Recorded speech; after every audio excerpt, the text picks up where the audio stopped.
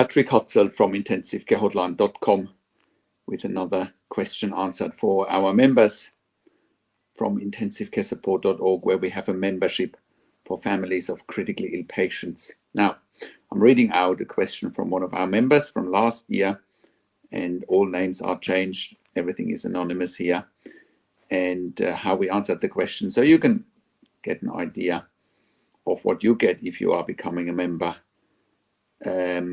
for our membership for families of critically ill patients at intensivecaresupport.org. Okay, so here's an email from one of our members. Hi Patrick, we spoke over the phone a couple of days ago, and you've been helping me to get answers regarding my grandmother, and I thank you very much for that. So I have let the nurses and the doctors know as of 2 days ago we want to proceed with a tracheostomy and not with a PEG tube. Since then, every time I call or visit my grandma, the topic is brought up. Every nurse is asking me why and is telling me that it's in my grandma's best interest. However, I have simply told them we are just not ready to have that procedure done for my grandma. Earlier today, in ICU, the doctor called asking why we didn't want the PEG tube done and if we had any concerns.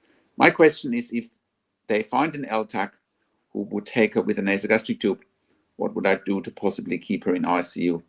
Would I then ask for a discharge policy? I would also like to add that the tracheostomy has not been done yet.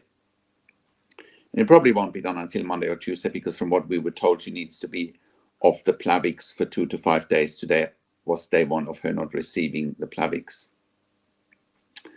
Okay, so this is a client we worked with for a long time last year in the US. Obviously, whenever I speak about ltacs, it's very US specific. There are no ltacs in other countries, such as where most of our other clients are, such as in Australia or in the UK. Anyway, let's get back to what we wrote back to her at the time. In regards to your question, and I will elaborate on more than just what we responded at the time in an email to our client and our member. I will elaborate more on it so you can understand the context of it all. My question is, if they find an ltac who would take her with a nasogastric tube, an ltac will take patients if they have a PEG tube. If they insist on ltac, ask them about the discharge policy of the hospital, because it says there that a patient cannot transfer to any facility without a patient or family consent. We have not really seen that ltacs take patients with a nasogastric tube. We haven't really seen that, which brings me back to that ltacs are not qualified to look after ventilated patients with a tracheostomy. They can't look after a nasogastric tube. How can they possibly look after a ventilator and a tracheostomy? Let that sink in and think about it, right? So, and I will talk more about why no PEG tube and continue with the nasogastric tube in those situations. Let's carry on with the email. In regards to your other question, what would I do to possibly keep her in ICU? Well, if your grandma is still with nasogastric tube, then she can still stay in the ICU, because ltac usually will not accept a patient who's still on a nasogastric tube. But to further help you in terms of keeping your grandmother in ICU, I would send you a list of questions for us to more concisely understand your grandmother's case.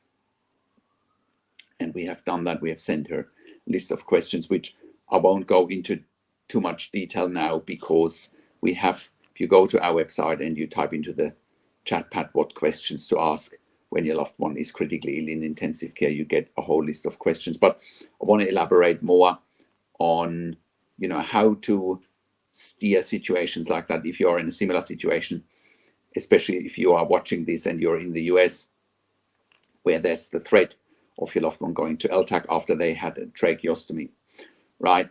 So here is the issue with the PEG tube and then going to ltac. A patient on a ventilator with a breathing tube or with a tracheostomy can be getting nutrition with a nasogastric tube in the nose. There's absolutely no need for a PEG tube. So let me explain why. I've looked after patients in ICU. I worked in ICU for over 20 years in 3 different countries, worked as a nurse unit manager in ICU for over 5 years. So, you know, I'm talking about this with lots of experience, and there is no need for a PEG tube, right? Not if the goal is to wean your loved one off the ventilator. If your loved one can't be weaned off a ventilator, full stop, can't be weaned off the tracheostomy, full stop, then a PEG tube should be considered. But even if your loved one can't be weaned off the ventilator and the threat is for your loved one to go to an ltac, do not give consent to a PEG tube. Now, a PEG tube has the perception of a permanency in hospitals or in healthcare in general, which means once a patient has a PEG, it's been looked or it's been perceived as a permanent thing. So no one will even bother to help your loved one getting to eat and drink again. Now, you don't want that. A nasogastric tube has the perception of it's a temporary device, a temporary thing. So therefore, the goal is for your loved one to eat and drink again, you know, and therefore all signs and all efforts need to be made to get your loved one off the ventilator, off the tracheostomy, off the nasogastric tube. Let them eat and drink again. So you can see that a PEG tube is only detrimental for your loved one if you give consent to that. Now, also, a nasogastric tube can stay in for up to 6 months. You know, a PEG tube also, that's surgery. It's a surgical case, right? Or surgical procedure, I should say. You know, the surgical procedure, why would you do surgery, right? Potentially with a general anesthetic. Not necessary, right? And once again, ltacs are not equipped to look after ventilated and tracheostomy patients.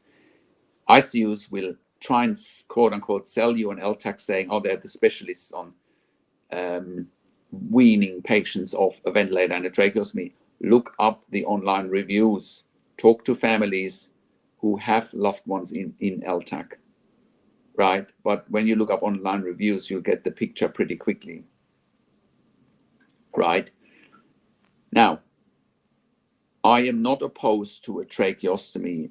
A tracheostomy has the time and its place, right? What you need to do first and foremost is you need to check if they're doing everything beyond the shadow of a doubt in ICU to help your loved one to avoid the tracheostomy and help your loved one getting off the ventilator and the breathing tube. And again, I've written an article and made a video about it, how to wean a critically ill patient off the ventilator and the breathing tube in intensive care. Go and check that out. Okay.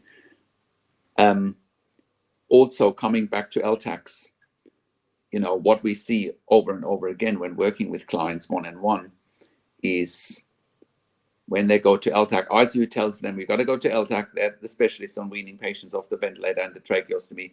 They can't, and the next thing you know, your loved one is only there for 2 weeks, and then they say, oh, we got to send your loved one to a skilled nursing facility or to a nursing home. It's going from bad to worse. That's why you need to stand firm and keep your loved one in ICU, because ICUs know how to wean patients off the ventilator and the tracheostomy. All the skill sets, all the resources are there. So I hope that helps explain the situation, and I hope that helps you understand how you need to position yourself, what questions you need to ask. And of course, if you want to become a member and get access to me and my team 24 hours a day in a membership area and via email, and have your questions answered when you have a loved one in intensive care, go to intensivecaresupport.org and sign up for our membership. I also offer one-on-one consulting and advocacy over the phone, via Zoom, via Skype, WhatsApp, whichever medium works best for you. And I talk to doctors and nurses directly in intensive care. I can represent you in family meetings, and I've done so many, many times successfully. We've saved many lives by simply advocating for our clients when they have loved ones in intensive care. And you can look that up on our testimonial section. You can also look up some podcasts with client interviews. Now, we also provide medical record reviews in real time. If you need a medical record review in real time because you want a second opinion, please contact us and we can do that for you in real time.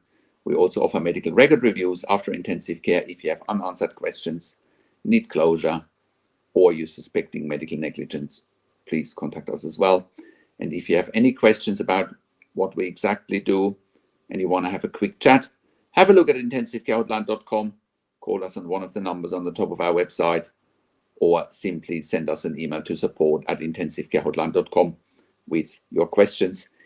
If you are finding these videos valuable, please subscribe to my YouTube channel, hit the like button, hit the notification bell, share the video with your friends and families, and comment below what you want to see next or what questions and insights you have. Thanks for watching. This is Patrick Hutzel from intensivecarehotline.com, and I will talk to you in a few days. Take care for now.